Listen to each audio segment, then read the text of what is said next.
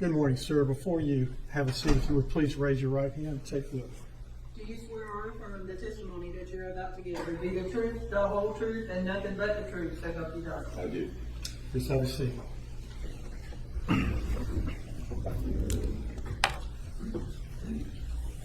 May I inquire? Yes, sir. Your Honor, at this time, before we begin, I'd like to tender States 1.19. These are the business records from J.C. Lewis Ford that the state served prior notice of. No objection, Your Honor. All right, they are admitted. Thank you.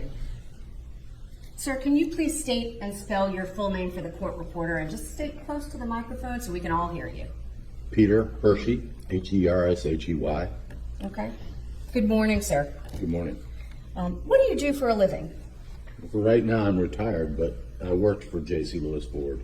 Okay. What did you do at J.C. Lewis Ford? I was in sales, And how long were you in sales? 40 years in the car business, Okay. And how long with J.C. Lewis Ford? 30. Okay. And which location were you assigned to in that 30-year The period? Savannah location. Okay. And while at the Savannah location, did you sell cars? I did. Okay. And were you employed there as of July of 2022? I was.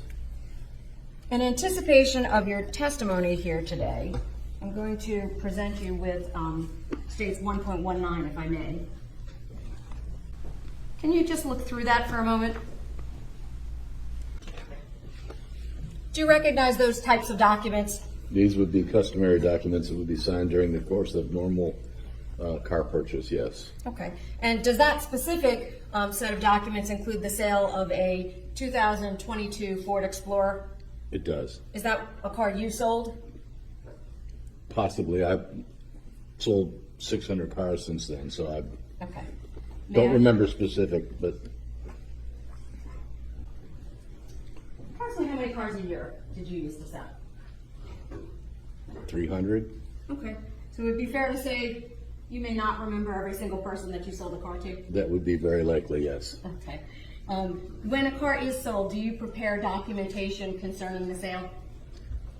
My side, in the sales side, it's very limited. We do a credit application, we capture driver's licenses, insurance cards, and that kind of thing to substantiate. Then it gets turned over to a business manager who actually contracts and does the documentation. Okay. So with respect to this 1.19, I'm referring to page number 1 after the certification.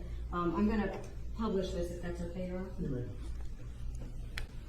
Does it indicate in the sales contract who the purchaser of the vehicle was? Nicholas James Kassotis, Okay. or Kassotis, rather. Okay. And you indicated that you would secure a driver's license, correct, from an Correct. individual purchasing. Correct. I'm now going to show you the last page of Exhibit 1.19.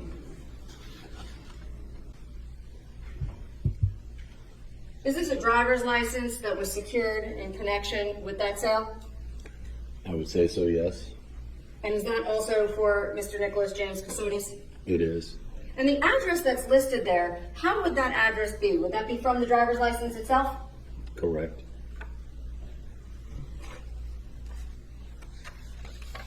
I'm going back to that first page of the sales contract. Would that also list the price of the vehicle? It will, yes. And will it also list how it was paid for? It will. So down here on the lower right corner of that document, I'm referring to, forgive me while I try to manipulate that. No worries. Does it indicate how much the total was? After taxes, tag, and looks like a what I call a back-end product, which is your 3-for-1. Looks like $44,853 and 74 cents. Okay, so just shy of $45,000. Correct. And what is a 3-for-1?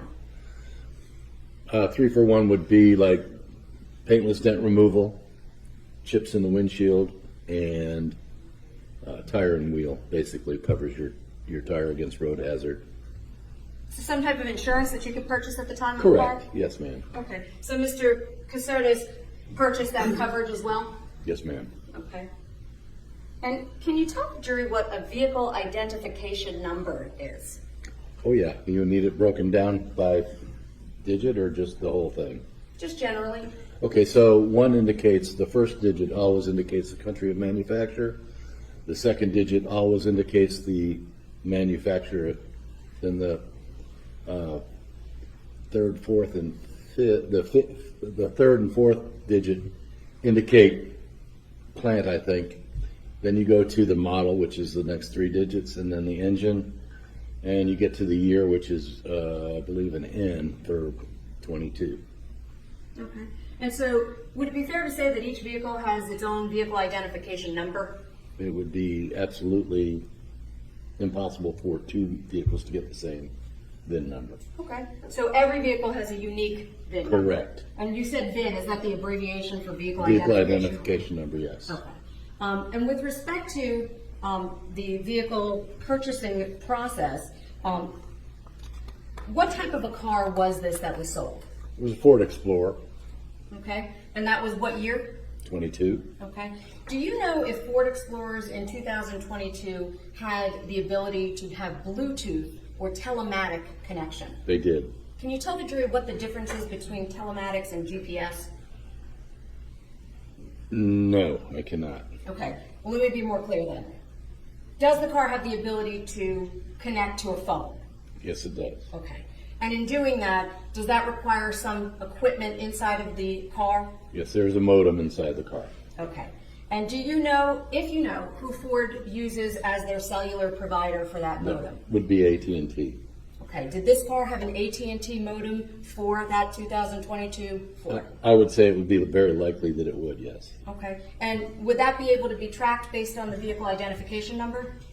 Meaning AT&T records? It should be, but that would more come off the phone rather than the car. Okay. And with respect to this vehicle, there was that vehicle identification number associated that you just referred to. Correct. And is that listed here on that contract right there on the top left side under? It is under serial number. Okay. And that is a number. Can you tell us what that number is for the record? Read it off. Yes, please, sir. 1, F is in Foxtrot, M is in Mike, S is in Sierra, K is in Kilo, 7, D for Delta, H for Hotel, 7, N for Nancy, G for Golf, B for Bravo, 37068. Thank you. And with respect to this vehicle, do you see the portion where it says here at the bottom, amount financed? I do. And what amount was financed? None. So how was this car paid for? Cash or check. So that would be the full $44,853.74? Correct. Now there is a section on that buyer's order that'll show a lien holder, if there is one. Okay. And with respect to this vehicle, are there oftentimes recalls with respect to vehicles? Yes. There can be, right? Most undoubtedly are. Okay. And would that be something that is preserved in the business records as well by J.C. Lewis Ford? That would be a federal document. Okay.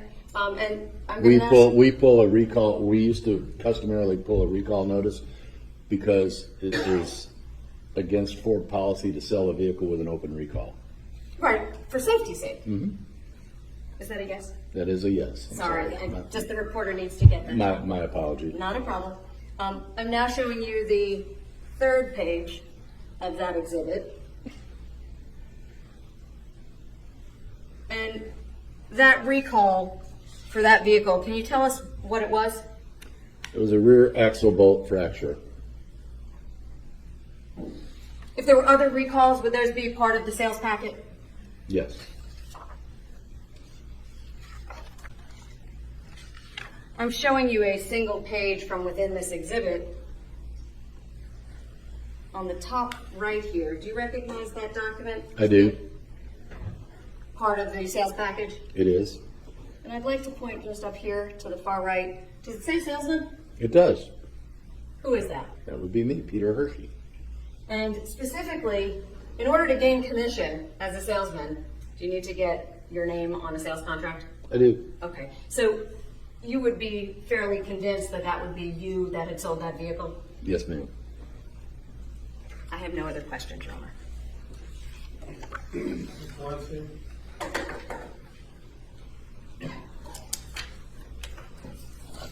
Good morning, Mr. Hershey. Good morning. My name is Doug Weinstein, and I'm representing Mr. Kassotis in this case.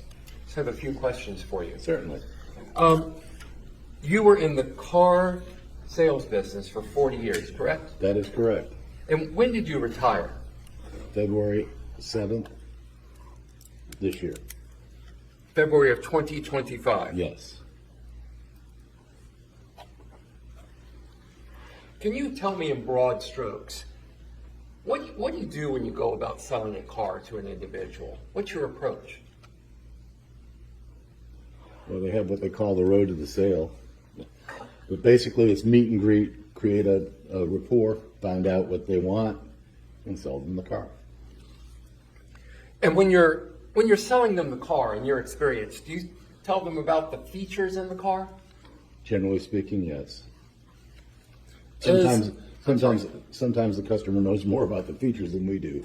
But they've done research on one car, we have to know 10 or 12. As a salesperson, do you go through training on the features on various vehicles? Yes, we do. And as part of that training, you learn the features of the cars, correct? Correct. This, and then of course, at times you explain those features, as you said, to your potential customers. Call that a features benefit presentation, yes. What about after the sale? Like after you've made the sale, do you explain the features further then as well? If the customer requires that, yes. Okay. And we were talking about the connection features in this 2022 Ford Explorer. Yes, sir. And one of the features you mentioned, and tell me if I'm wrong, is that known as Ford Pass Connect? It is part of that, part of the connectivity or what the telematics, whatever you want to call it, is Ford Pass, yes. Is Ford Pass. I can take my cell phone, start my car, lock it, unlock it, see the oil pressure or the oil life. You can see where the car is. So yes, you can track your own car. So if I had one of these 2022 Ford Explorers and I've got my phone and I'm not near the car, I'm somewhere else, I can tell where the car is? Yes, That's a great feature, right? it's wonderful. Is that something that you would sell people on? Depends on whether that comes up that they're interested in it or not at the point in time. When I do finish up with my presentation, I will traditionally pair the phones and show them the features on Ford Pass Connect. Okay, if that's a part of your regular routine. It is. So you pair their phone up, Mm-hmm. you show them the features of Ford Pass Connect, Correct. you show them how, look, you can see where your car is if you're not near your car. Mm-hmm. You can see, I believe, the oil level in the car, you said? Fuel level, oil level, miles to empty, whether there's a recall on the car or not, there's all kind of information there. Now, as I understand it, you don't recall specifically selling this car to Mr. Kassotis because you sell so many cars, correct? Sir, that would be like 600 to 900 cars ago, yes. And it was during COVID, and half the time during COVID, we didn't meet the customer. I The understand. car would get delivered to them, and we would have done the paperwork. Okay. The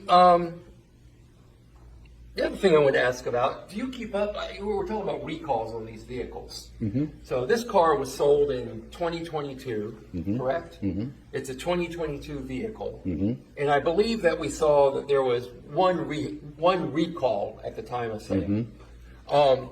Now, at the time of sale, you don't know about recalls that are going to pop up in the future, correct? That is correct. So if there's recalls that come in 2023, that wouldn't be on the sale paper from 2022. It would not.